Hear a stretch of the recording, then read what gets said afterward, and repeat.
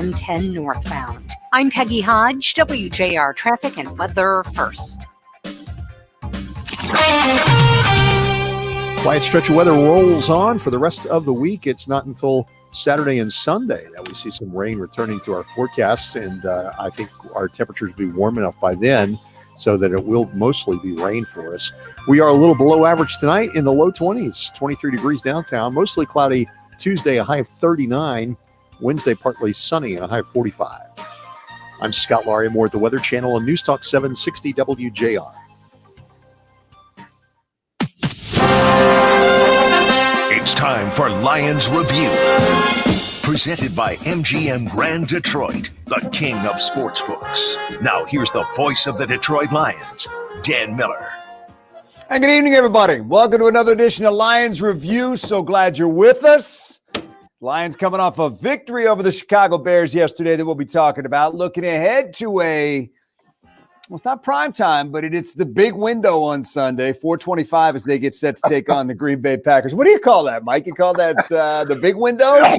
I like the big window. That's good. The big window, yeah. So that's what they got. 4:25 is the doubleheader network game that they throw out there, and that's what they got on Sunday against Green Bay, which will be a tall order that we will talk about coming up in just a bit. Mike O'Hara, DetroitLions.com, joins us. Michael, how are you? I'm doing fine, Dan. How about you? I am fantastic. Let's get the stuff out of the way right away. Happy birthday, Michael. Happy birthday, my friend. You know, I think I've aged 5 years since 6:30 this morning, so thank you very much. Thanks for piling on. Something you should know about? Something you'd like to share? Yes, I was not born on Pearl Harbor Day itself, just the date, okay? Oh, my goodness. I got to do some math. Yeah, Yep. no. Pearl Harbor 1941 was not me. Now, I was the aftershock, I'll admit that, but I had nothing to do with Hiroshima, Nagasaki, any of that stuff. Wow. Just Wasn't even born yet. yeah, reading some of that stuff today, every year it seems like it just brings back incredible chills. And reading like the reports from Pearl Harbor that had been sent to Washington and just the destruction and the description of what had gone on. I know we're kind of going astray here, but you know, it just is so chilling to think of that and to read those things I don't care, every year. It's just very chilling. And, you know, it makes you appreciate the people that serve our country and protect us and allow us to do the things that we do as you did many moons ago, Michael. Many, many moons ago. I did my 2 years. I can't say I liked it, but I'm glad I did it. Well, and we appreciate if that your makes service. Any sense. It does. We appreciate your service very much. Let's get to this. It looked yesterday, Mike, that was one of the crazier games I've seen because that first half was so incredibly frustrating to watch as the Lions missed tackle after tackle after tackle, and Trubisky had open receiver after open receiver after open receiver. At halftime, I didn't feel like the game was definitely over, but I saw no reason for much optimism. I got to be honest. No, I'll agree with you that it was almost like, dangling the burger in front of the dog, dangling the meat and the dog just can't quite get to it. But it's 9-0. It's 13-3. It's 23. It's 30-20. The Lions they just never could get any traction until they finally did. But it was just, when you talked about the missed tackles, they weren't even good arm tackles. It was just awful. And I thought, so what has the big change done for these guys? They don't want to play, period. Yeah, and I looked at it, and I don't know how much I even expected the change to make a difference. It's just week after week, you look for them to make some of the basic plays. You got 80 Patterson going into the end zone basically untouched for 5 yards. One attempted arm tackle at the line of scrimmage, and then nobody touches him around the right side. Montgomery's just dragging guys along, and it's just that part of it is just frustrating. That part of it is just very, very frustrating to see that, because you have guys in position to make plays, and it's an NFL player against an NFL player, and their guys are making the plays and your guys aren't. Now, I can't explain why it changed in the second half, but it certainly did, and we'll talk to Darrell Bevell about that coming up. because if you look at what they did in the second half, they went from scoring on 4 out of 5 possessions to only scoring 7 points in the second half.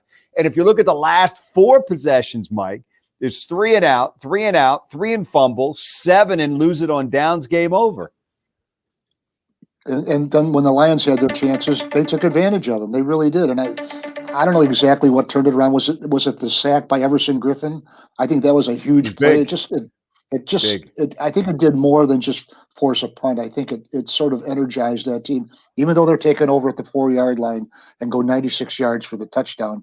But for some reason, even though they were starting inside their own 5-yard line, it just seemed like it flipped the field for the Detroit Lions. Well, and there was no margin for error at that point. And Stafford had thrown the interception. They take over in plus territory. 2 times out of those final 4 possessions, they got into plus territory, and they weren't able to score either time. And that was big. They had a penalty, which certainly cost them. It was Allen Robinson made a huge mistake by not getting the first down. I mean, it's just, he's a terrific player, and everybody makes mistakes. And I hate even, bringing him up on a guy like that, but he turned the down markers right in front of him. You got to get that first down. And then maybe it's a different story. They got probably 3 cracks at the end zone at that point. And maybe he just got caught between what he wanted to do. Did he want to take it up, or did he want to take it out of bounds and save time? It's just sort of indecision right there, I think. Or maybe I'm just giving, one of our local kids a break, but it just seemed to me like he got caught between what he wanted to do and made the wrong choice. Yeah, and that cost him, because 4th and 1. Yeah, Dan, you could see his head drop too. And what did I do? Yeah, I think he realized it again. He's such a terrific player, and such a pain in the backside trying to cover him out there. But that was one that worked out for the Lions. Is this all just people calling to wish you a happy birthday? Is that what this is? Yes. I feel like the guy who coaches the old people. Mike, do you know where your silent button is? Do you have one of those? Everybody does. I'm looking for it. Left hand side. You know why I can't find it? Because it's silent. Isn't that what you mean? It's a silent button. Just say Marco, and maybe it'll say Polo. Just try to get it to speak. Try to get it to come your way and talk. So second half, Lions get the win. You'll hear from Darrell Bevell coming up. Impossible not to feel good for him. Good man. Kind of guy I think everybody roots for. Anybody that's come across Darrell Bevell in the National Football League knows what a quality guy he is. And, look, it's cliche to say that everybody rallied around him and that they won the game for Bev and this and that. But you know what? That's a game they lose a lot of the time. So I don't know whatever it was. If it was for Bevel or for themselves, whatever. They found a way to get it done. And, all too often we haven't seen that. Here's a question I have, Mike. This is one I was pondering this evening as I was driving about trying to find something to eat.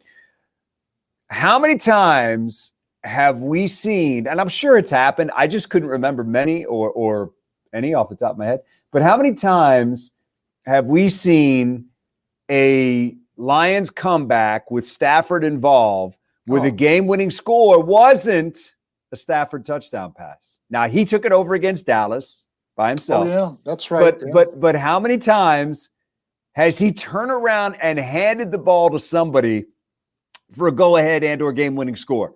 Not many times that I can remember. Most of his comebacks, it seemed to end with him throwing it. I would agree with that. In fact, I think we ought to credit him with the game-winning handoff. Well, he gets the quarterback does get the credit for a fourth quarter comeback. Well, absolutely. I'll tell you. Let's say something though about Adrian Peterson. I'll admit it. I want to grind my teeth sometimes when I see those 1-yard runs, those 2-yard runs, and consecutive plays.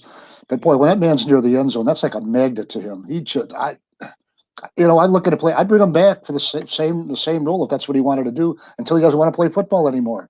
I think there's a positiveness there to him that he adds to that offense if you have room for a player to do what he does. Yeah, not anybody better, I don't think. And I think certainly the players, as you're alluding to, they like him. I think he's a good example in the way that, and I've had a number of guys say this to me, the way that he takes care of his body. Guys certainly, I think, look at that. It was such a beautiful play to watch. If you watch that replay, it's Jonah Jackson and Ragnow just opening a hole. And while I think somebody was supposed to get out on the linebacker, nobody did. the hole opens up. He's able to get a full head of steam, and he's one-on-one with the linebacker and just barrels into him. At that point, you like Adrian Peterson's chances if he's full speed and a linebacker is stationary.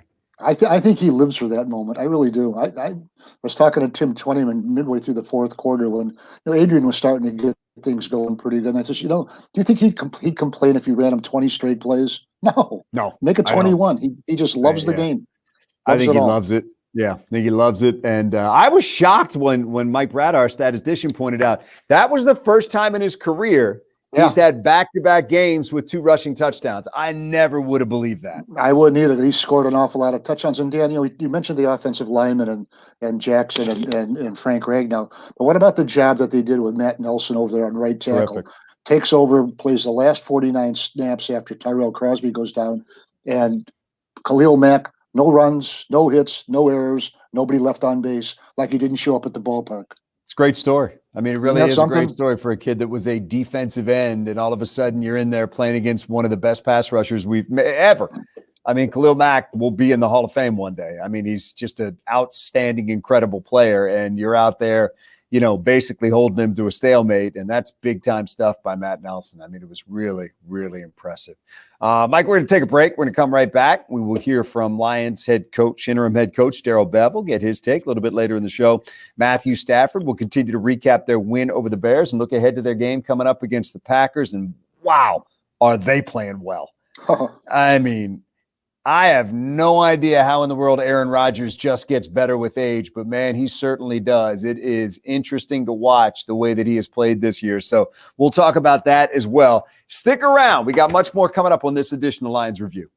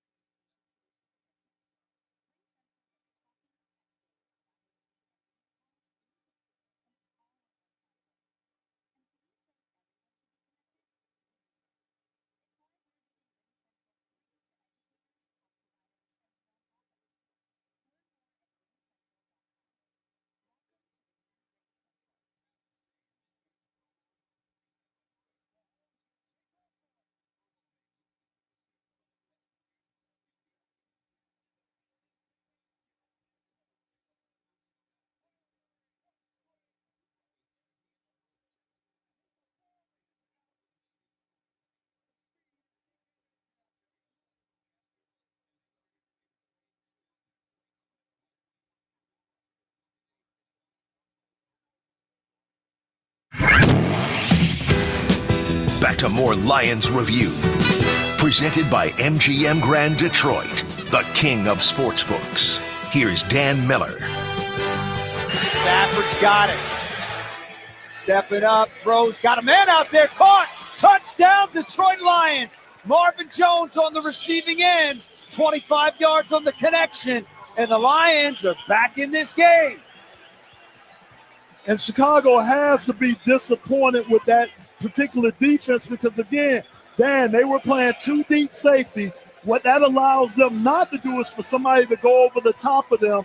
I don't know what the safety was looking at, but he was late getting back. The cornerback thought he had help over the top. Didn't have any help over the top. Nice job by Marvin Jones. And that was the touchdown that got them back within a score. They needed to get the ball back again, which they did on a big play by Romeo Okwara. So it was a wild game. We're not one where probably with about 5 or 6 minutes to go, you thought the Lions were going to win, but they found a way to get it done, Michael. Yeah, they certainly did. And you know what, Dan? The more and more I watch Marvin Jones Jr., the more impressed I am with him, and the more I think that he's underrated and underappreciated. I just was looking a little bit of his stats and all that. He's got he needs 2 more catches for 400, I think it is, 6,000 yards, 2 more catches for 50 touchdowns, or 2 more touchdowns for 50. Just had a remarkable steady career. Nothing but production. Yeah, but a really nice free agent signing for him. Just a productive player, as you just alluded to, and as we've talked about before, you and I, toughness, just Very. Really tough. Just makes the tough catches, goes up for the one-on-one balls. Just he's a guy you want to have on your team, and we'll see what happens after this year. This receiver position is very much up in the air with none of those guys signed for next season. So we will see. All right, and I should remind you, this chat with the birthday boy, Michael Hara, brought to you by Comerica Bank. Experience full-service banking at Comerica Bank. Learn more at Comerica.com. Time now for our interview with interim head coach Darrell Bevell. Interview brought to you by MGM Grand Detroit, the king of sports books. Hey, game number 1 for him. First thing we talked about was a victory where his team just had to find a way and grind it out. Yeah, Dan, it's hard to win in this league, and to be able to go to Chicago and score 34 points, in the game was something that hasn't happened there in a long time. I think it's been over 20 years since we've gone there and done that. And our guys played a great game. They played a solid with solid effort. I think you could see the excitement, the energy that they were playing with. And like I told them, just play till that clock says 0. And we needed all of it, but they were able to do it. Let me start with the defense and just the difference between the two halves, because in the first half, it looked like there were problems tackling. You were having trouble stopping them. They scored on, I think, 4 out of 5 possessions. Second half, boy, it seemed to change. The tackling was better and the entire defense was better. Better execution, adjustments, a little of both. Yeah, I think a little bit of both. They were able to, like you said, the first half was not as clean as we wanted, over 100-yard rushing. But I think it started there in the second half. I thought our coaches did a really good job of going in and settling them down. Just talking about just play the next play. And they had 6 drives in the second half. They were only able to get points on 1 of them. We were able to turn the ball over on them in a huge play there in 4 minutes. I think we gave up 34 rushing yards right in there. So like you said, the tackling was much better and the execution was much better. And I like the way they competed. And I think the thing that jumps out too is there was virtually no room for error there in that second half. Those last 4 drives where they stopped them 3 and out, 3 and out, 3 and a fumble, and then stopping them on downs. If you give up points on any of those, there might have been a different outcome, and they found a way to get it done. Yeah, no question. I think the 2 drives before, we didn't help them on offense. We were moving the football and we had the interception. The next play we go 3 and out, and then they punt us down to the 4. So I think great job by the defense of holding them in that sudden change type of situation. But then solid job on offense to 96-yard drive to score. Defense gets that turnover and change the whole game. Yeah, and that turnover, if we stop there for a second, look, there are times where somebody's got to make a play that can change a game. And Romeo did that. And John certainly has the presence of mind to find that football. But it is moments like that that can define a game, define a player, and help define a team. Yeah, I mean, that's exactly what I told him, Dan. I told those guys today. I mean, the Bears did not lose that game. The Detroit Lions went into Chicago and we won that game. We made the plays that we had to make. Whether it's Romeo with the strip sack, whether Danny Amendola diving and laying out and making that catch, and I could go on and just keep picking a guy that we had to have those plays. And then Kevin Strong at the end with Reggie Ragland right there to make the 4th and 1 stop. I mean, you have to make the plays to be able to win the game, and we were able to make them. How cool is that, and how gratifying is that when you see a guy like Kevin Strong, who for a while is wondering if he even has a job, and then all of a sudden he makes a play to help save a game? Yeah, it's amazing for him. It's amazing for us as a team because as you know, he was not around for a couple of weeks, and then he gets elevated, and here he's back, and he's playing in the game and on the biggest play of the game. And to make that is you're happy for him. Let me get to the offense real quick, Coach, and just reflect on that drive for a second. You're down 2 scores, 96 yards, 7 plays. I told Matthew earlier, you didn't have a 3rd down on the entire drive. That's a drive where really everything clicked. Yeah, it did. I think we made it even more difficult with the incomplete on the first play, right? So then from there, I don't know, there might have been 5 explosive plays on that drive, and just a really great job of execution, working together. The offensive line, they did a great job all day. That there's helps with the running back, there's help with the tight ends and some of the protection schemes that we had. But to go down and score that quickly from that far away speaks to where those players were at and their execution level. Just to wrap this one up, it's a great way to get back to work on a Monday, coming off a win like that. Look, it wasn't perfect, but as we said at the top, you found a way, and now everybody can get back together and set their sights moving forward. Yeah, that's one of the messages I told them as well. I mean, we're all in search of that perfect game. It's never been played in the history of ball. It's never been played, and it's how you respond in the moments. And our guys were able to respond in a big way in a lot of different moments. And I mean, there was things that went back and forth in that game, and they just kept playing. They kept responding and making those plays, and it turned out well for us. We'll talk to Matthew Stafford coming up in just a bit about the scene in the locker room after the game, which for a player, it doesn't get much better than that when you can celebrate with your teammates in the locker room after a game, all the hard work you put in.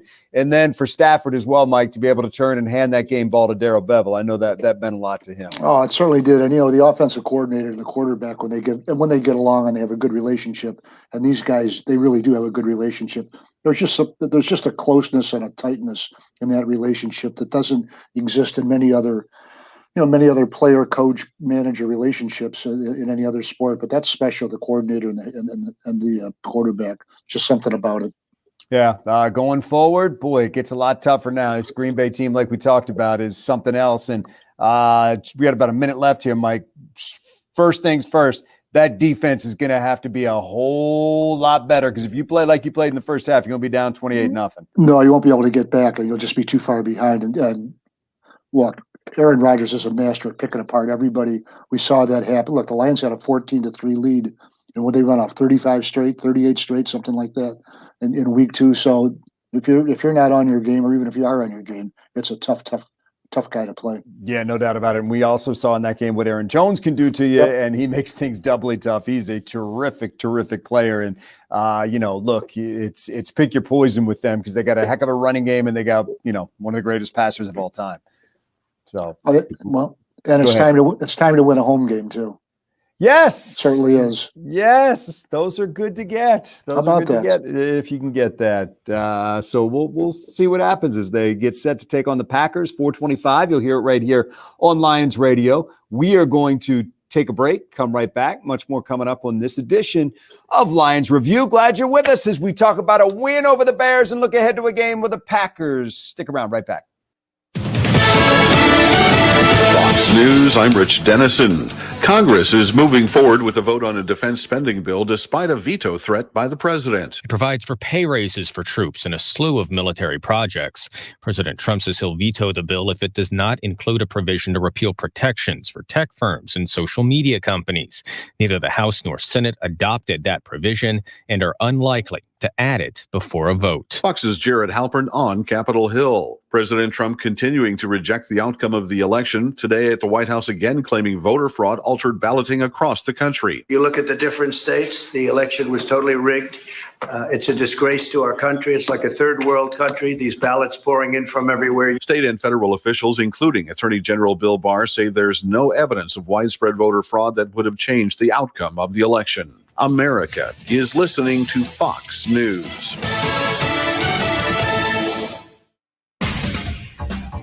An accident has been cleared from the left lane of the I-96 Jeffries Express lanes after Davison, and a disabled vehicle has cleared from the right lane of I-94 westbound at Mount Elliott. I'm Peggy Hodge, WJR Traffic and Weather First.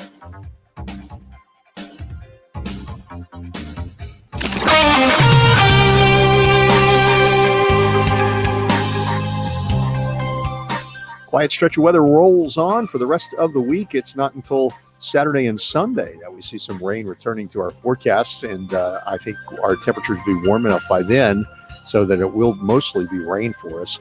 We are a little below average tonight in the low 20s, 23 degrees downtown, mostly cloudy Tuesday, a high of 39, Wednesday partly sunny, and a high of 45. I'm Scott Laurie, more at the Weather Channel on News Talk 760 WJR.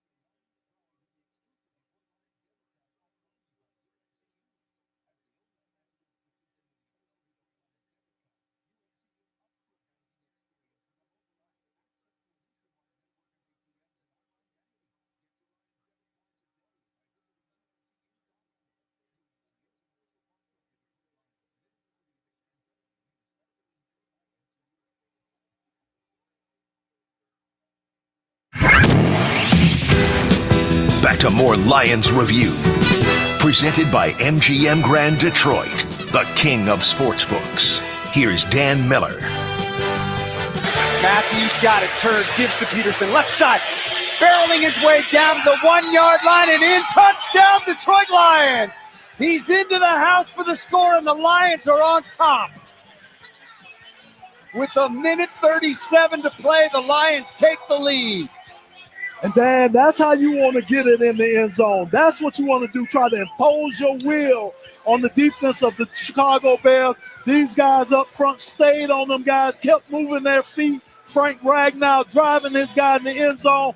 That's what you want to see out of our offensive line, especially in the fourth quarter when it counts. There it is from yesterday. That was the go-ahead score. That was the only score that put them ahead the entire game because they hadn't had the lead until they got that lead at the end of the game.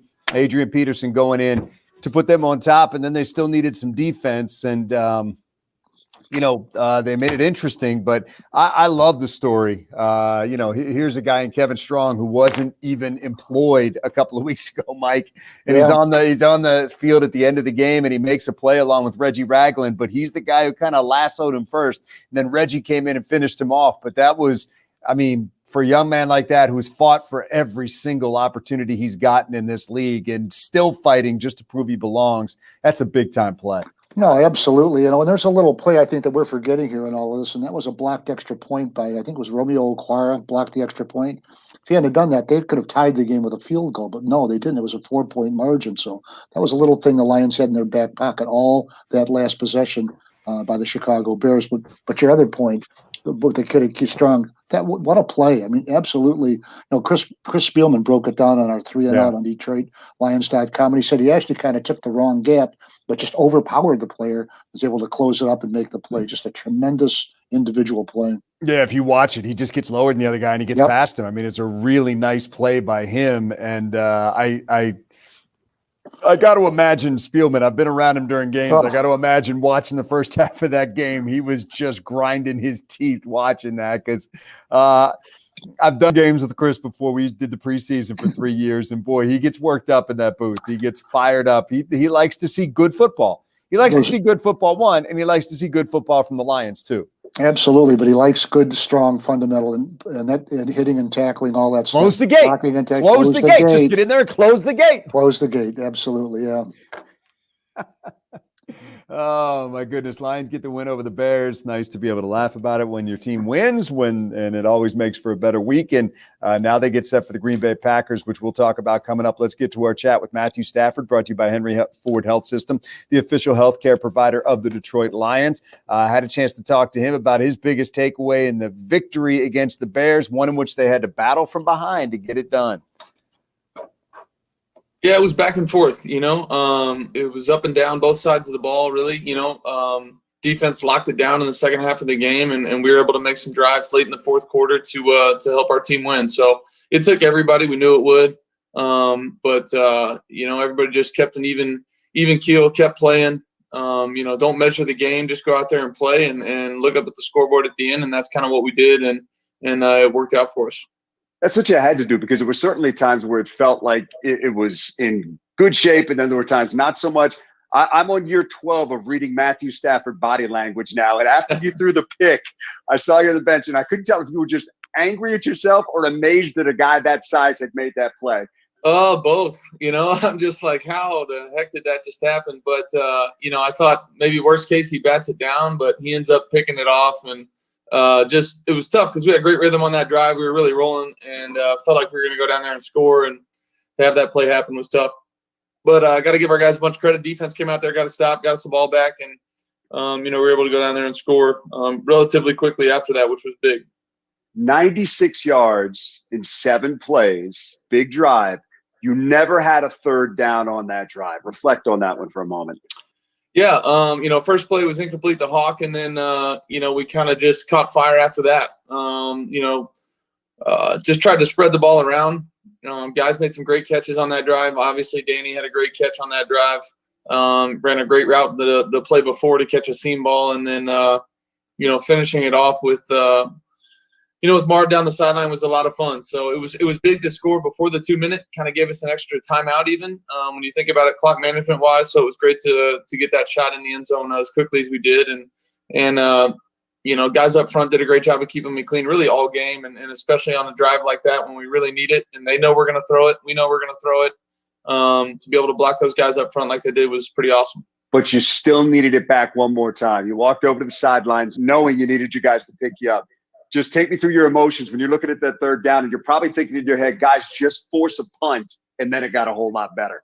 Yeah, no doubt. I was really fired up that we kicked it deep, thinking to myself, okay, now we're going to have a chance to, when we get this thing back, we're going to have decent field position. We're not going to have to go 96 again with no timeouts and all that. So I thought we'd have good field position. We get a 3-and-out.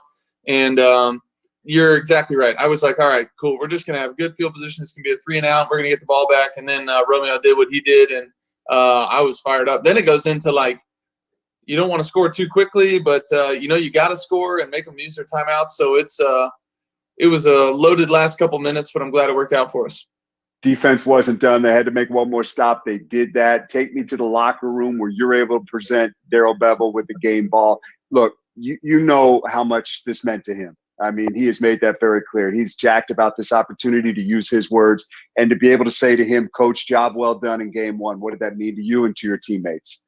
It was awesome. I really didn't get to say much else other than, hey, it's our guy's first win. Let's, celebrate. And then everybody just started cheering and going crazy. But he deserved it, man. He was great all week. He's been great since he's been here, and just really appreciate his energy, his honesty, his just who he is as a person. It's never changed, and even though he's the head coach now, it's the same guy, and I just appreciate him, and I know the guys do too. All right, there is Matthew Stafford coming off the win yesterday over the Bears, and in the post-game locker room had a chance to hand the game ball to his new interim head coach, Darrell Bevell. And we got an upset in the NFL tonight, Michael. How about the Washington football team beating Pittsburgh and knocking the Steelers from the ranks of the unbeaten? It's this is a rebuilding team in Washington, but they know what they're building around, and it's that defensive line and 5 number 1 picks. And look, Ryan Kerrigan won't be there long term, but those other 4 really good players, and that's going to be an interesting team to watch. They've got some massive holes to fill, big ones, quarterback for one, but they that defensive line is legit, and you could see that tonight. Yeah, they got some good young players on offense too. Gibson, and then what is it? McLaurin. McLaurin, man, yeah. Oh man, 2nd or 3rd round draft pick out of Ohio State. Dan, it seems like every year somebody gets a 2nd or 3rd round pick from Ohio State, becomes a ball player. Now this year for the Detroit Lions, it's Jonah Jackson, but it's usually a wide receiver or a running back or maybe a quarterback who changes positions or something like that. But man, what a machine! What a bunch of talent they put in the National Football League. I wrote something. I'm going to sound like you. I wrote something for Fox2Detroit.com about the difference between Ohio State and Michigan State. Look, it's talent.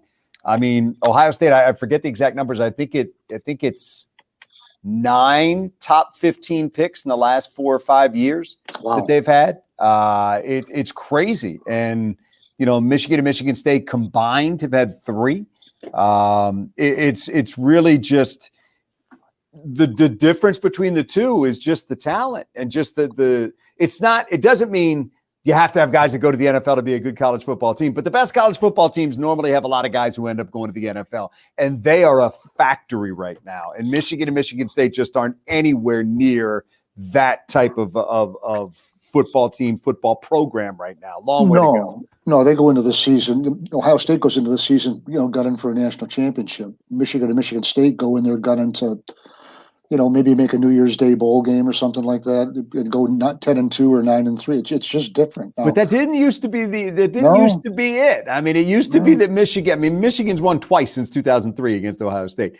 But it used to be that they considered themselves on the same level. They're not even close right now. And if you look back at Michigan State from 2012, I think it was, to 2016, the average margin of victory between Ohio State and Michigan State was 5 points, and Michigan State won 2 of the games. So, I mean, they were there with them, and that was during Urban Meyer's time. But it's hard to sustain, man. And they have just sustained it, and they set themselves apart with the Alabamas and Clemsons of the world that are just factories. factories turning out players. Yeah, when you think about it, the entire Big Ten, I guess, is just hoping that Ohio State can play this Saturday to get into the tournament and represent the Big Ten and bring home some money.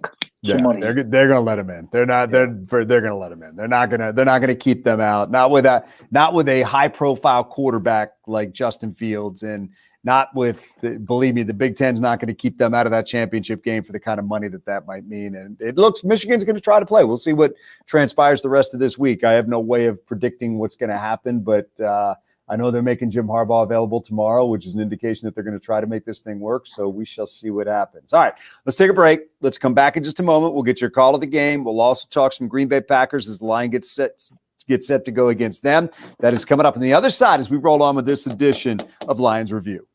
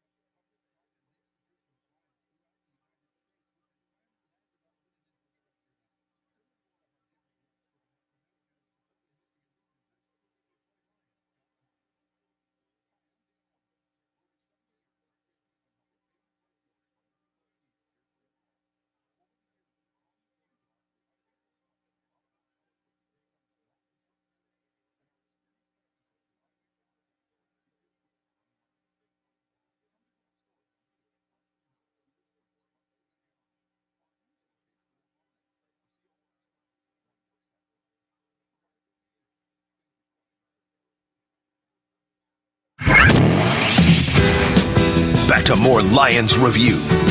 Presented by MGM Grand Detroit, the king of sportsbooks. Here's Dan Miller. Here we go. Out of the huddle and to the line. Trubisky at work from the gun on 3rd down and 4. Bears from their own 17. Montgomery to his right. Trubisky's got it back. Looks. Trubisky hit. Knocked the ball free on the ground. The ball is free. The Lions say they've got it at the bottom of the pile. And they do. Inside the 10-yard line. John Panacini at the bottom with the football. They've got it back. Here they come. Big play by Romeo Okwara. What a nice pass rush to beat the tackle to the outside, get that long arm out there and strip that ball away from Mitchell Trubisky. What a play by Romeo Okwara. Okwara knocks it away. Panacini falls on top of it. It is 1st and goal, Lions at the 7-yard line with 1:46 to play. Who saw that coming? Michael, who saw that coming? You did, Dan. You did. I sure didn't. Call of the game sponsored by Ring Central, official partner of the Detroit Lions. Ring Central, message, video, phone together. Hey, couple things on that. One, I have been relentlessly calling for playmakers on this defense. Well, that's a play. That's a playmaker right there. That's a play by Romeo Okwara. Look, I think you still need to add some alphas to this defense, but that's the kind of play that can change a game, and that's thumbs up to Romeo Okwara. Great job done by him. No, I would agree with that, and I think one of his teammates, I think it was Amari Oruwariye, I'm trying to pronounce it. Somebody was asked him on one of the Zoom interviews to describe his style of play, and I think he said slithery, or maybe it was Matt Nelson, one of those two. And he really is. He's got 7 sacks now, on course for another season, a career high, 7.5 2 years ago. But really a big play guy. He's getting quarterback hits and really made some plays for this team. Couple other things. You just mentioned a guy in Oruwariye, and I'll throw Panacini in there. 2 young players that I think are showing something. Panacini's got the potential to be a stopper in the middle of that defense. We'll see ultimately what he becomes, how many downs he can play, but there's something there. And Oruwariye, you can just see him week after week starting to really gain some confidence at the cornerback position. Yes, he is. You're exactly right. Look, he's 6'1.5", almost 6'2", 212 pounds, something like that. That's really, really good size. You know, a kid who was a 5th-round draft pick out of Penn State, 5-year player at Penn State, really came into the National Football League with some seasoning in big-time football, and I like everything he did. Now, look, he's going to have some missteps along the way, but he's taken advantage of playing time, and he's gotten nothing but better. Yeah, and doing it with a team that has had a very hard time generating a pass rush, which makes life as a cornerback very difficult. And the thing about Panacini, Dan, you're exactly right. He has a role, and it's a run stopper. He's not going to – I don't think he's ever going to be a pass rusher, but he can change the line of scrimmage on the interior. And if you can do that and make the running back change, make him cut right, cut left, you got a chance to really do some good damage against somebody's running game. And I think Panacini gives the Lions at least showing signs of that as he matures as a player of doing that. Yeah, it's they got to get some guys back, man. I mean, you look at that game yesterday. Danny Shelton didn't play. Deshaun Hand didn't play. Kenny Galladay's still out. DeAndre Swift's still out. They just got to get some guys if they can. It's going to be a while before some of those guys can come back. But anybody you can get going forward would certainly help. In particular, going up against Green Bay. It sounds like DeAndre Swift, assuming the illness isn't anything too significant. And they have said, he's out of concussion protocol and it's not COVID related. Hopefully he'll be ready to go this week against Green Bay. I mean, maybe it's the flu or something like that. And if they can get fluids, you get treatment, and you would think he'd be able to play. And if he can play 10, 20, 30 snaps, whatever it is, those are quality snaps because he is their best running back. Yep. There's no doubt about that. Yep. He's their explosive player. They could certainly use him out there, and they will need everything they got when they take on the Green Bay Packers at 4:25 at Ford Field this Sunday right here on Lions Radio. Michael, great stuff. Enjoy what's left of your birthday, my friend. Always good to be with you. That's going to do it for this edition of Lions Review. Everybody have a great week. We'll talk to you again next week.